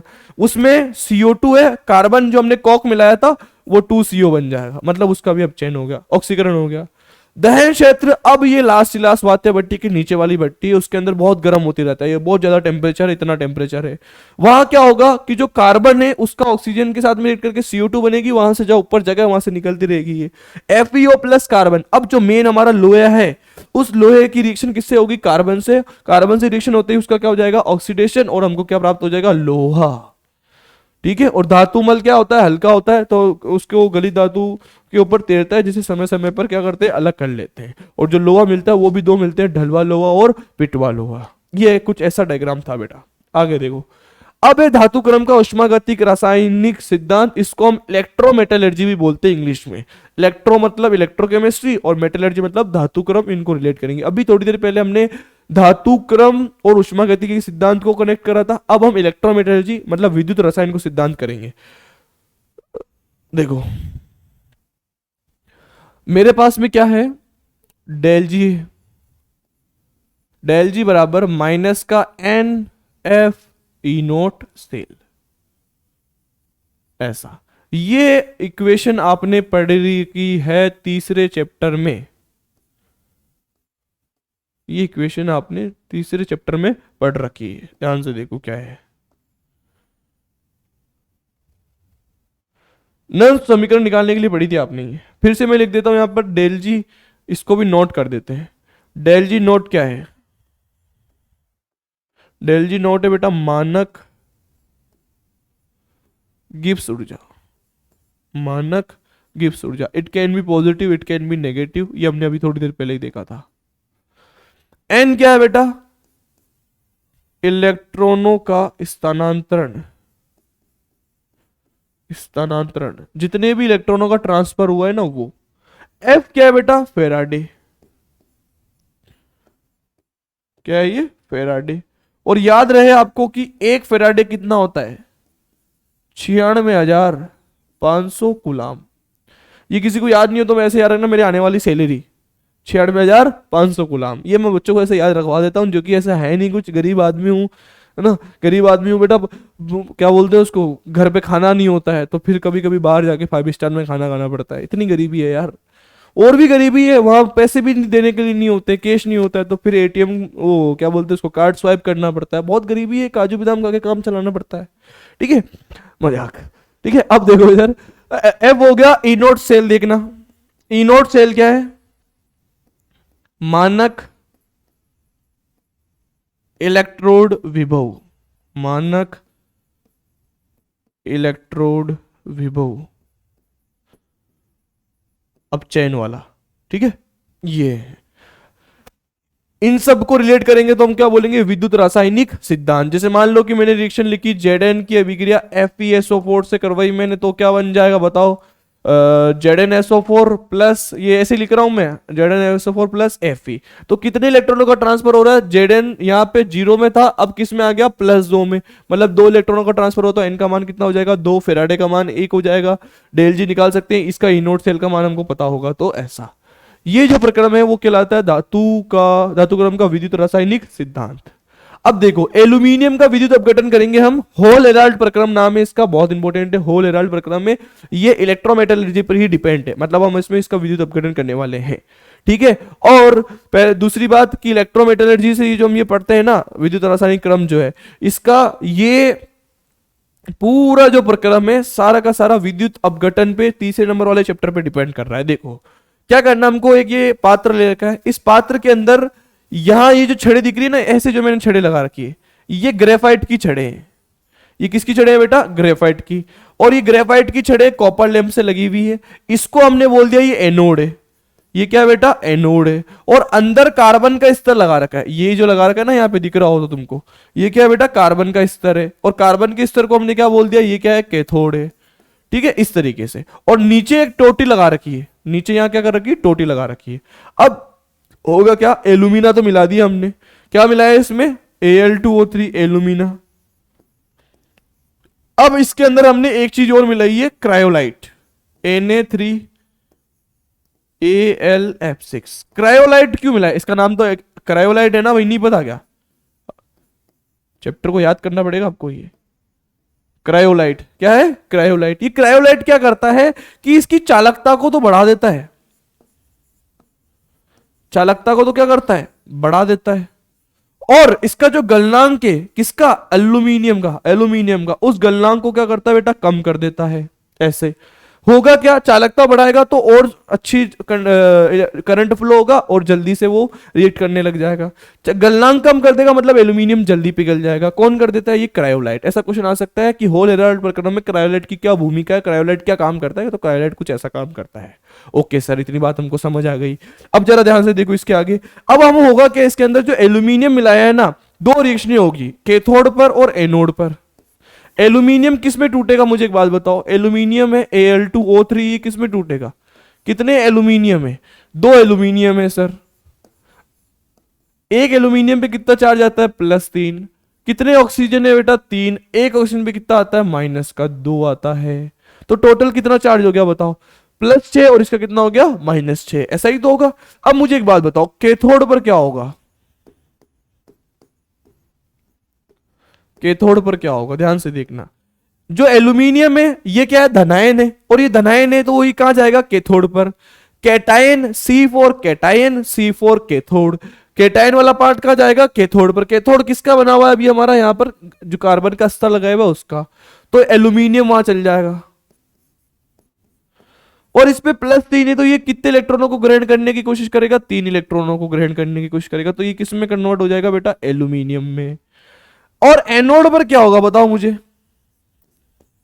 एनोड पर क्या होगा, एनोड पर क्या होगा, जो ऑक्सीजन है O-2, मान लो कि 2 ऑक्सीजन गए तो ये जाएंगे एनोड पर, क्योंकि ये क्या है, एनाइन है। एनाइन कहां जाता है, एनोड पर। रिनाइन एनोड पर, धनाइन कैथोड पर, ऐसे याद रख लेना। तो ये जाएगा तो ये क्या बना देगा बेटा, O2, 2 ऑक्सीजन है। और कितने इलेक्ट्रॉन दे देंगे ये बेटा, देखो ना, ऑक्सीजन है, 2 ऑक्सीजन ले लिए मान लो मैंने, तो ये कितने इलेक्ट्रॉन त्याग देंगे बेटा, यहां से 4 इलेक्ट्रॉन त्याग देंगे। अब ये इलेक्ट्रॉनों को बैलेंस करना नहीं, देखो 2, 1 इलेक्ट्रॉन O-2 है, वो कितने इलेक्ट्रॉन त्यागता है, 2, तो 2 इलेक्ट्रॉन के 2 ऑक्सीजन कितने त्याग देंगे, 4। यहां मुझे बताओ इसका क्या हो रहा है, इसका हो रहा है बेटा अपचयन। इसका क्या हो रहा है? अपचयन। इसका क्या हो रहा है बेटा? ऑक्सीकरण।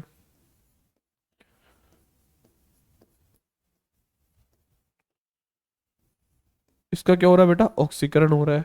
ऐसे देखो, अब करा क्या हमने इसके अंदर कि हमने एल्यूमिनियम डाल दिया और क्लोराइड डाल दिया। क्लोराइड क्या करता है? इसकी चालकता को बढ़ा देता है, गलना को कम कर देता है। अब जैसे ही आप इसको गर्म करोगे ना, तो गर्म करने से क्या, इलेक्ट्रिसिटी दोगे, तो इलेक्ट्रिसिटी देने से Al2O3 टूटेगा। इसमें दो हिस्से मिल गए, धनायन वाला चल गया कैथोड पर, ऋणायन वाला चल गया एनोड पर। एनोड कौन है बेटा? ग्रेफाइट की छड़ें हैं। कैथोड कौन है? कार्बन का क्या है? अस्तर है। तो अब होगा क्या इससे कि ये जो एल्यूमिनियम है ये कार्बन के स्तर पर यहां चिपक जाएगा, यहां इकट्ठा होने लग जाएगा, और उसको हम टोटी के द्वारा बाहर निकाल लेंगे।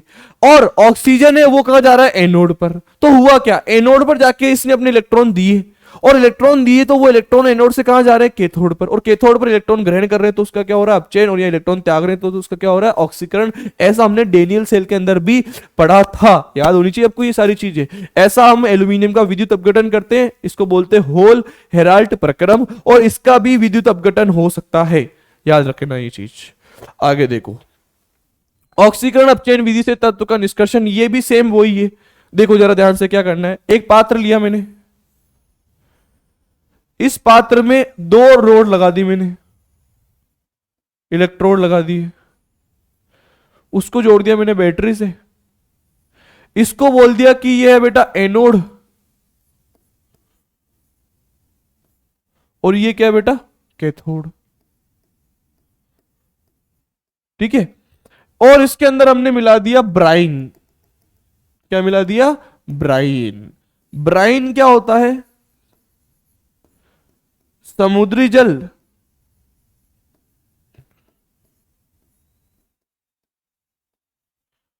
समुद्री जल और नमक। समुद्री जल और क्या हो गया बेटा? नमक। तो इसमें दो चीजें मिला रखी है, एक तो मिला रखा है H2O, और एक मिला रखा है बेटा क्या? NaCl। और आपने इसको एक बैटरी से जोड़ दिया। अब जैसे ही आप इसका बैटरी स्विच ऑन करोगे, करंट फ्लो होगा। करंट फ्लो होगा तो क्या होगा? NaCl है ना, ये NaCl जिसको हम ब्राइन बोलते हैं, ये टूटेगा। किस में कन्वर्ट हो जाएगा? ये Na प्लस में। और किस में कन्वर्ट हो जाएगा? Cl माइनस में। इसके बाद जो H2O है ये टूटेगा। H2O टूटेगा किस में? H प्लस में। और किस में टूटेगा? OH माइनस में। अब यहां से मुझे एक बात बताओ, एनोड पर कौन जाएगा? पहले तो मैं कैथोड लिखता हूं, कैथोड पर कौन जाएगा? ध्यान से देखना बेटा, मेरी बात सुनो। इस दो धनायन है, इन दोनों में से एक आ जाएगा कैथोड पर। इन दोनों में से दो ऋणायन, इन दोनों में से एक आ जाएगा एनोड पर। अब ये हमने चैप्टर नंबर 3 के अंदर सीखा था बहुत अच्छे से। इन दोनों में से, सोडियम में से और हाइड्रोजन में से, कौन इलेक्ट्रोकेमिकल सीरीज के अंदर जो है नीचे आता है, विद्युत रासायनिक श्रेणी के अंदर जो है नीचे आता है? हाइड्रोजन नीचे आता है। लेकर 12 सरदार का नाम, मांगे अल्ली मजनू, जानकर सुनो, जानकर फेंके सीढ़ी कोई नीचे, सुनो प्यार है। हाइड्रोजन नीचे आता है, हमने ये देख रखा है बस। तो यहां कैथोड पर कौन जाएगा? हाइड्रोजन। क्यों? क्योंकि इसका ई नोट आर का मान ज्यादा है। हाइड्रोजन का ई नोट आर का मान क्या है? ज्यादा है। कितना? 0। और सोडियम का कितना है? नेगेटिव है। यार ये तुमने 3rd चैप्टर में सीखा होगा, मैं ये उम्मीद करता हूं। तो ये नीचे आता है तो ये ऊपर जाएगा। किस पर जाएगा? कैथोड पर। और ये कैथोड पर जाएगा तो क्या करेगा बेटा? H प्लस है, कितने इलेक्ट्रॉन? मान लो 2 है, तो ये कितने इलेक्ट्रॉन ग्रहण करेंगे? 2 इलेक्ट्रॉन ग्रहण करेंगे, और किस में कन्वर्ट हो जाएंगे? H2 में। मतलब एनोड पर क्या मुक्त हो रही है? Hydrogen gas. अब मुझे एक बात बताओ, कैथोड क्या कुछ गलत गलत कर दिया क्या मैंने? कैथोड पर क्या हो रही है? हाइड्रोजन गैस मुक्त हो रही है, सही है। एनोड पर देखना ध्यान से, एनोड पर क्या होगा? एनोड पर कौन जाएगा? इन दोनों में से कौन जाता है? सल्लू, नाई और कल्लू। इसकी ट्रिक थी ना यार, सल्लू, नाई और कल्लू बाहर आए, ऐसा था ना, ट्रिक थी ये। आयोडीन का सबसे ज्यादा ऐसा ऐसा ऐसा करके हमने करा था, यूं यूं यूं यूं यूं ऐसा। तो OH में से और क्लोरीन में से कौन जाएगा बेटा? क्लोरीन। सल्लू, नाई और कल्लू बाहर आए, ये ट्रिक थी ऋणायन के लिए। तीसरे चैप्टर में पढ़ा होगा, ये उम्मीद में करता हूं। तो इसमें से Cl माइनस जाएगा। Cl माइनस, मान लो कि 2 Cl माइनस गए, दो Cl माइनस गए तो ये क्या दो इलेक्ट्रॉन दे देंगे और किस में कन्वर्ट हो जाएंगे, क्लोरीन में, और ये क्या बन जाएगा बेटा, यहां पर दो इलेक्ट्रॉन बन जाएंगे ऐसा। अब एनोड पर तो क्या मुक्त हो गई, क्लोरीन गैस, कैथोड पर क्या मुक्त हो गई, हाइड्रोजन गैस। अब क्या बच रहा है, यहां क्या बच रहा है, सोडियम, और क्या बच रहा है, हाइड्रोक्साइड। सोडियम हाइड्रोक्साइड नीचे प्राप्त हो जाएगा, मतलब ऑक्सीजन अपचयन विधि से तत्वों का क्या हो जाएगा, निष्कर्षण हो जाएगा। और आप चाहो तो इसमें यह भी लिख सकते हो किसका क्या हो रहा है, इसका क्या हो रहा है, अपचयन। आपको डेनियल सेल में भी पता है बेटा कि कैथोड पर जो है क्या होता है, अपचयन, और एनोड पर क्या होता है बेटा, ऑक्सीकरण।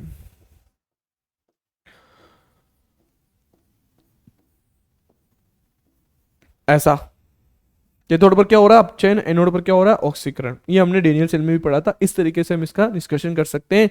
और अगर यहाँ सिर्फ NaCl होता, जल नहीं होता, ब्राइन नहीं होता, तब भी बन सकता था, क्लोरीन प्राप्त हो सकती थी तब। आगे देखो, अब चैप्टर के एंडिंग पॉइंट पर है हम, बहुत देर हो गई होगी, आप लोग भी परेशान हो गए होंगे पढ़ पढ़ कर। पढ़ाई तो जीवन का सार है बच्चों। ये देखो, धातु का निष्कर्षण पढ़ रहे थे हम, एक दो तीन पॉइंट कर लिए।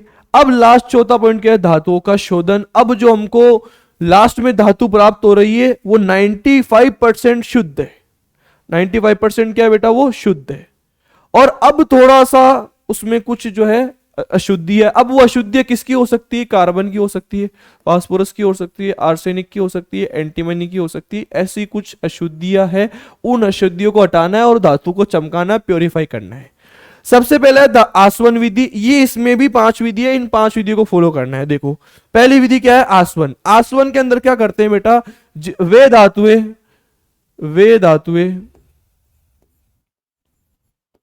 वे धातु ए जिनका क्वथनांक कम हो, जिनका क्वथनांक, क्वथनांक का मतलब क्या बेटा, बॉइलिंग पॉइंट, बीपी कम हो, ब्लड प्रेशर मत बोल लेता ना दादा, बॉइलिंग पॉइंट कम हो,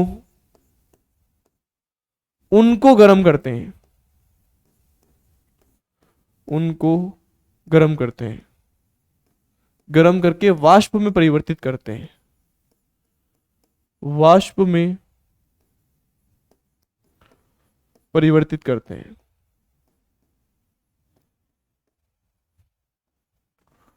वाष्प में परिवर्तित करते हैं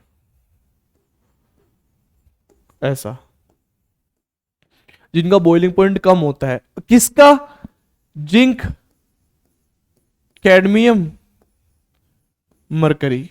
ये तीनों धातुएं डी ब्लॉक की है। इन तीनों के अंदर आयोमिड इलेक्ट्रॉन ही नहीं है, क्योंकि इनका D10 इलेक्ट्रॉनिक विन्यास होता है, तो इनके अंदर इनका गलनांक क्वथनांक कम होता है। तो अपन क्वथनांक की बात कर रहे हैं। अब क्या करते हैं, ध्यान से सुनना। मान लो कि मेरे पास में एक पात्र है, इसके अंदर ये तीनों धातुएं पड़ी है, तो इसमें धातु भी है और अशुद्धि भी है। तो धातु का तो गलनांक क्वथनांक का क्या है, कम है। जैसे ही आप इसको टेम्परेचर दोगे, गर्म करोगे, तो होगा क्या, धातु की वाष्प बन जाएगी, क्योंकि इनका गलनांक क्वथनांक क्या है, कम है। तो धातु की क्या प्राप्त हो जाएगी, आपको वाष्प प्राप्त हो जाएगी ऐसा। और अशुद्धि का गलनांक ज्यादा है, वो गलेगी नहीं, तो वो नीचे रह जाएगी।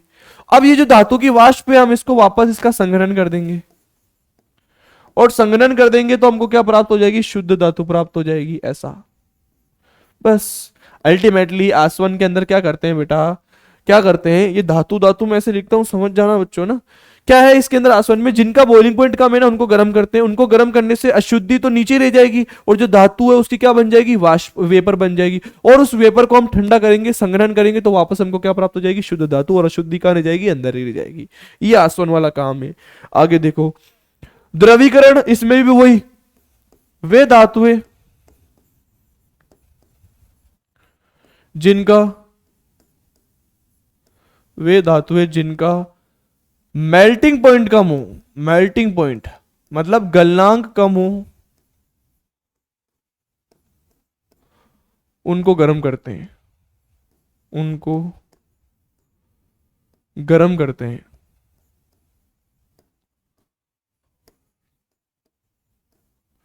उनको गर्म करते हैं।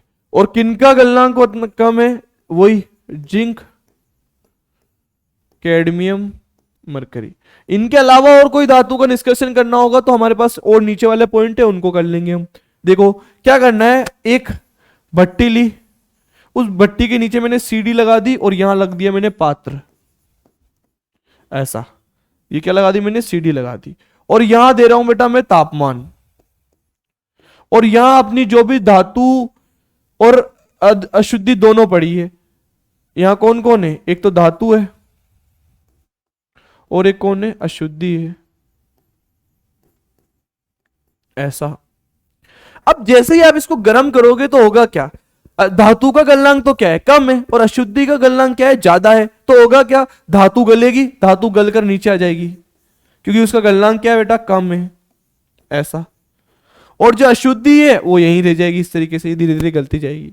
तो अशुद्धि अलग और धातु अलग। इस प्रोसेस को हम क्या बोलते हैं, द्रवीकरण बोलते हैं। आगे आओ बेटा जरा।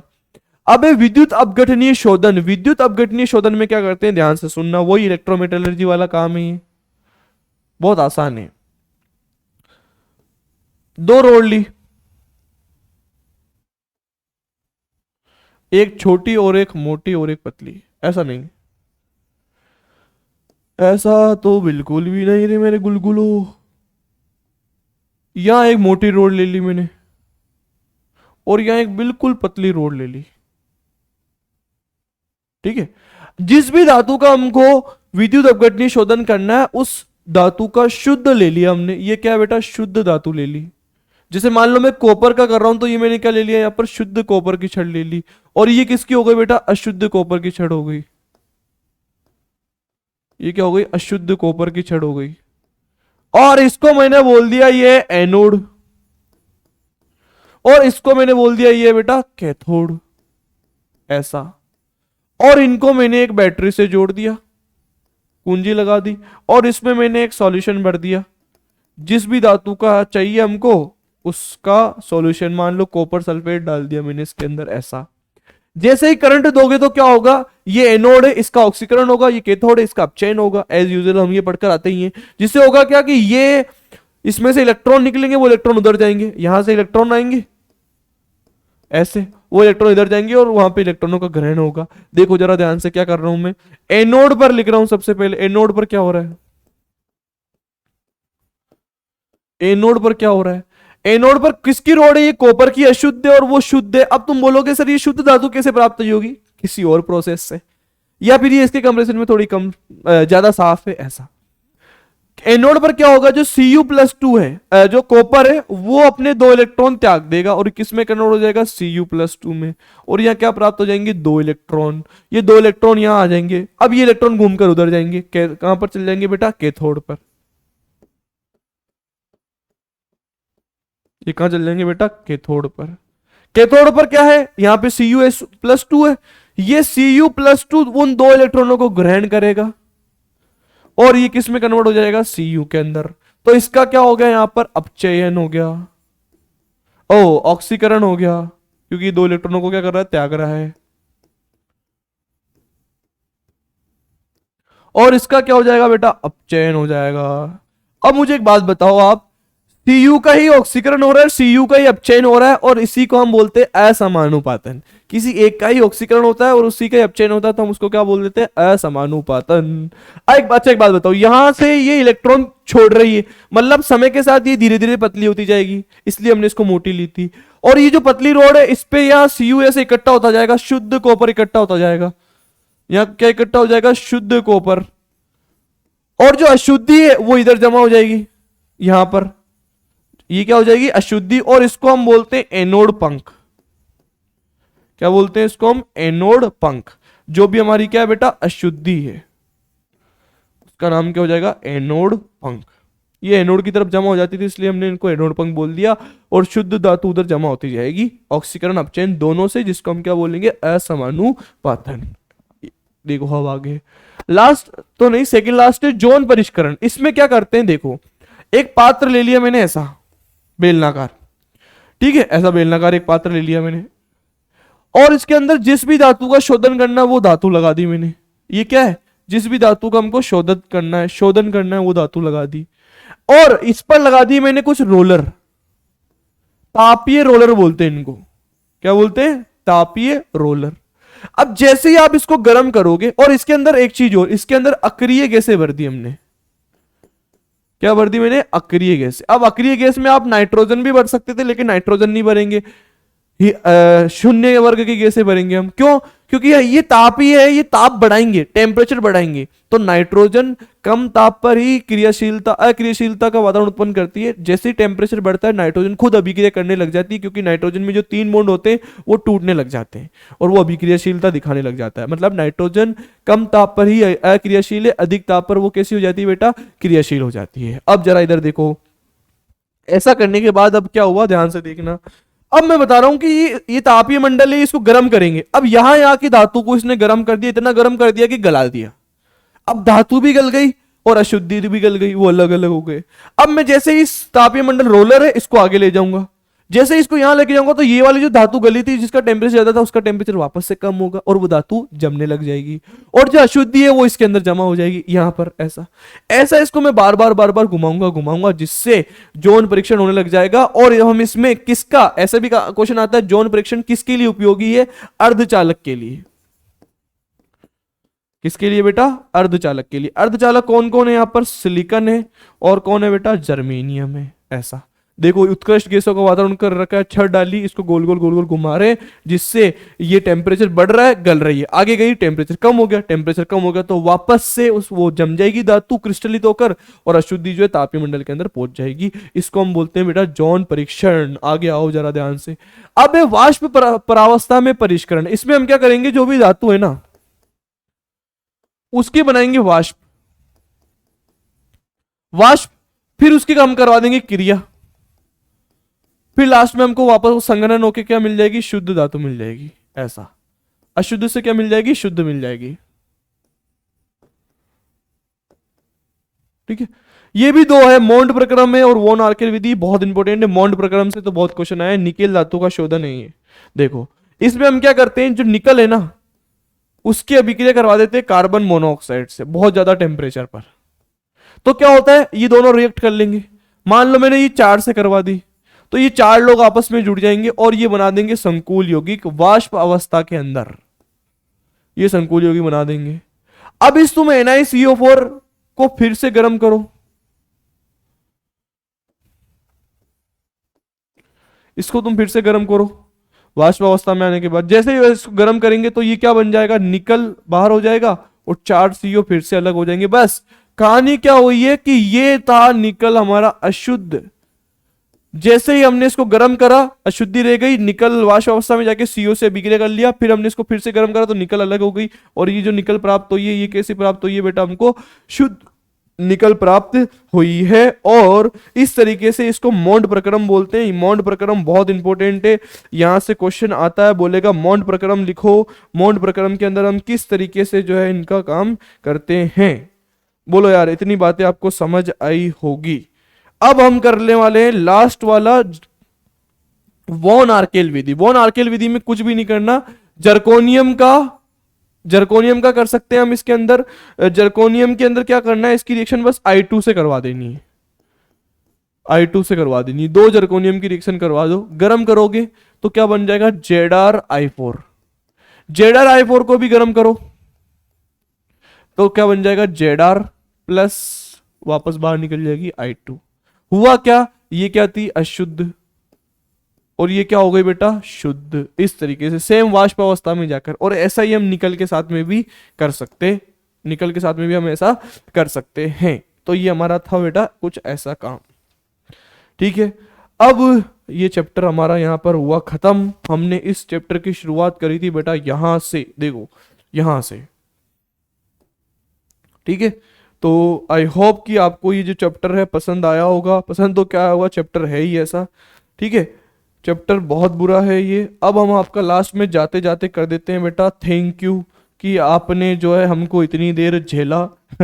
आई मीन आपने इतनी देर हमसे पढ़ाई करी बहुत अच्छी अच्छी सी, और हम आपका लास्ट में जाते जाते कर देते हैं बेटा धन्यवाद, आपने यहाँ तक पढ़ाई करी।